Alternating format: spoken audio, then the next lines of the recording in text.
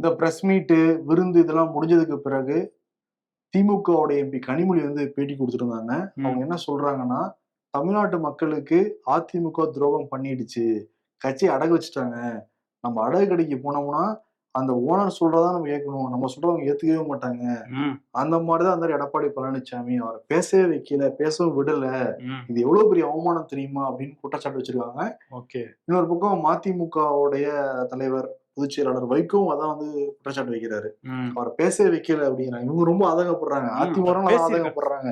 அவர் பேசியிருந்தா இன்னும் எங்களுக்கு பாயிண்ட் கிடைச்சிருக்கும் அப்படிங்கிற மாரி இருக்காங்க. இதுக்கிடையில விஜய் வந்து இப்ப அதிமுக, பாஜக கூட்டணி உறுதியானா கூட அவர் திமுகவோட கள்ள கூட்டணிங்கிறதுல அவர் உறுதியா இருக்காரு. ஏன்னா வந்து இத்தன ரைடு நடக்குது. எங்கேயாவது கைது நடந்திருக்கா? ஏன்னா மத்த மாநிலங்கள்லாம் முதலமைச்சரையே கைது பண்ணாங்க. இங்க ஏன் கைது பண்ணலன்னா ஒரு டீலிங் போட்டுக்கிட்டாங்க.